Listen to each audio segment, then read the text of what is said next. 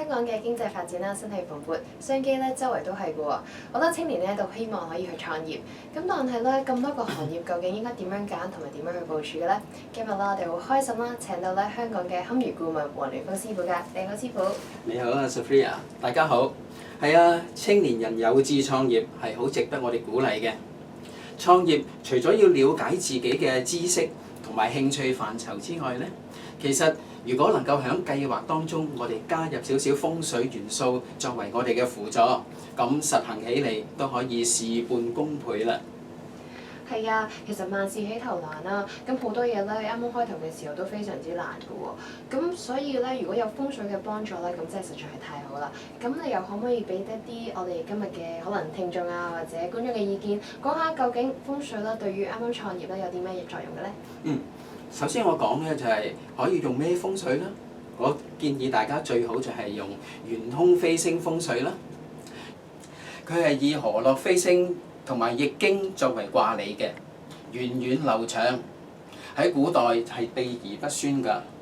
咁不過喺近代就由一啲堪輿學家，佢哋用咗好長時間去整理同埋發揚。咁喺最近嘅20-30年間，都可謂大行其道啦。咁師傅啊，咁呢啲同我哋平時電視上面咧睇到講嗰啲風水咧係咪一樣㗎？其實有啲唔同㗎。佢唔單止係講季節㗎，佢係咧會將人物啦、地點啦，同埋一啲事件咧變成一啲易卦五行，然後咧就利用佢呢個五行生剋制化嘅關係，去組成一個能量圈，去接收大地賦予我哋嘅能量。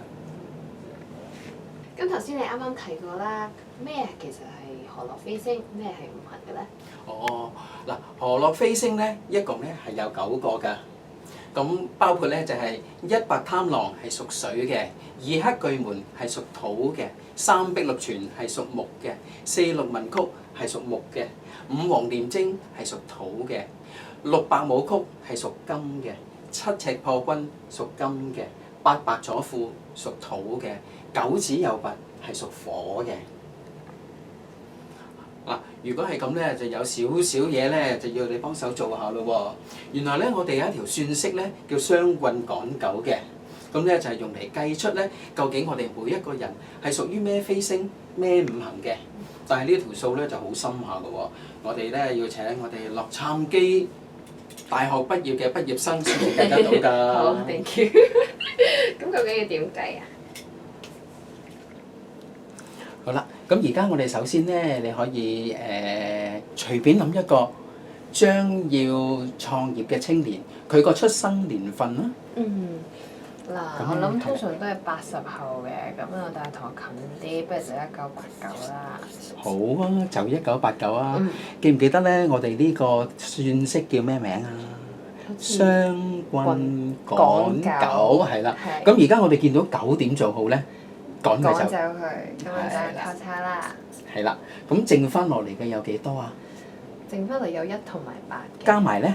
加埋，咦？又係9喎。哦，係啊，又係9喎。咁既然雙棍趕九啦，咁我哋係咪要用11去減佢咧？啊，呢個就係雙棍。係啦。再用減咗9，咁 OK。等於幾多啊11減9就等於2。係啦，冇錯，等於2啦。咁原來咧原來咧喺九宮飛星裏邊咧，如果喺1989年出世嗰位朋友咧，我哋講係男仔啦。咁佢咧原來咧佢當年咧就係我哋話2黑巨門飛星入宮嘅。咁佢咧就會跟咗2黑巨門飛星呢一個五行嘅，就係屬土嘅。係啦。呢個就屬土嘅。係啦，冇錯啦。咁不過咧，我哋有一樣嘢喎。呢個咧只係男仔嚟嘅啫。咁如果女生又點啊？咦，要做多少少嘢啦。OK。好啦，咁我哋試下列咗男生。男仔。好。女仔啦。係啦。咁男生嗰度咧，我哋俾咗1至9佢啊。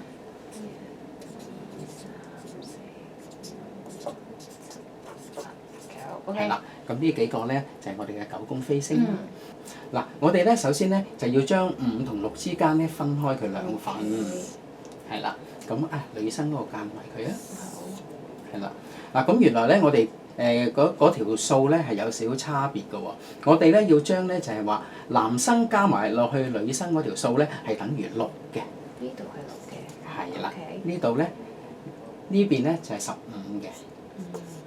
好啦，咁我哋呢一度咧，我哋男生加幾多係會變為6啊？試下。5、4、3、2、1。係啦，冇錯啦。咁呢一邊咧9、8、7、6。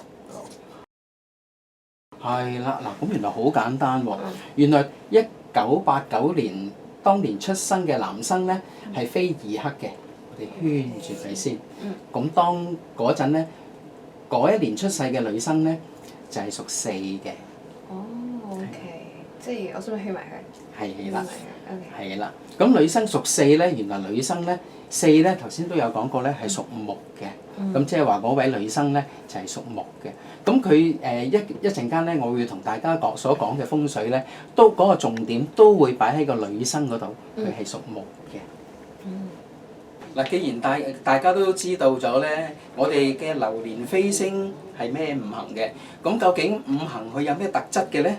嗱，原來五行當中咧，我哋咧就有生，亦都有克嘅。大家而家睇到呢一個咧，係話木、火、土、金、水，大家係互生嘅。嗱，另一個咧，呢個咧就係克嘅，好似我哋畫星星咁樣，係啦。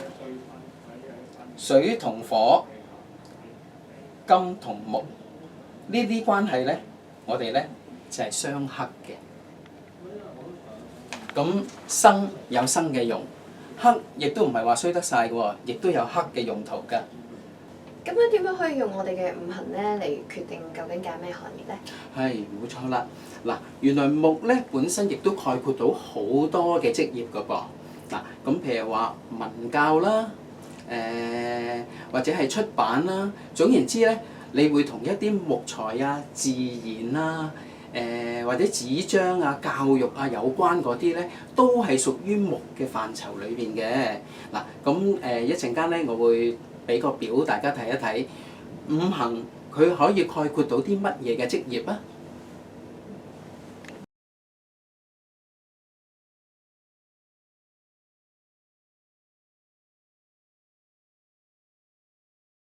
頭先啦，你咪講過克者為財嘅，咁如果當係頭先個女仔係木啦，咁佢係克嘅話就係土啦，咁係咪淨係有土就得㗎啦？嗱，用土咧就唔係問題嘅，不過咧我哋喺風水命理嗰度咧會有一句金句嘅，佢咧話用財咧必先咧要自身強。咁如果我哋係講我哋係一啲比較新創業嘅朋友嘅話咧，因為喺經驗啊同信心方面咧都要學習，咁所以咧佢係唔夠強去用土㗎，所以唔使咁急用財住。嗱，咁啊，我哋做生意咧，成日都要見客人㗎喎。咁呢啲五行咧，又對我哋着嘅衫啊，或者點樣去對客人咧，有啲咩特別嘅即係要去知道嘅咧？好啦，咁咧嗱，頭先我哋都一路用開女生咧，佢係屬木嘅。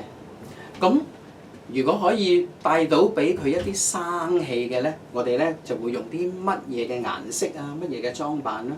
咁原來咧藍色咧對佢嚟講咧係有呢個生氣嘅，係啦。咁嗱，但係我哋咧就好強調就係我哋唔好用一啲太強烈嘅色系啦。咁咧就係只需要身上咧會有啲藍色。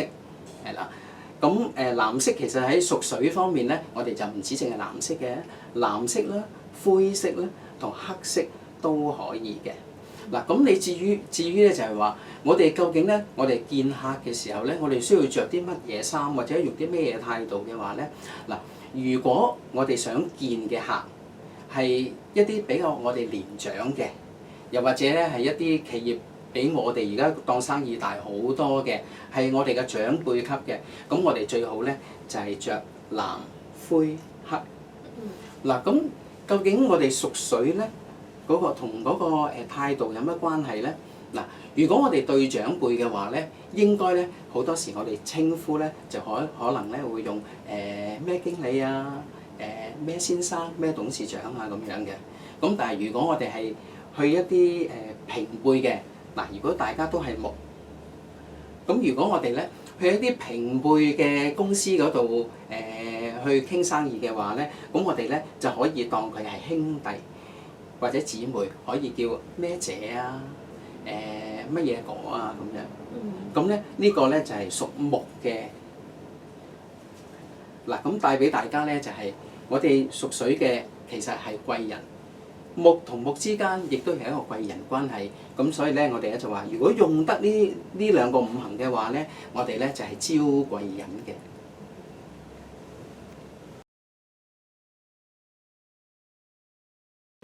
師傅啊，我咧最近有個朋友咧想揾辦公室啦。咁頭先你講嘅飛星五行咧，有冇辦法幫到佢㗎？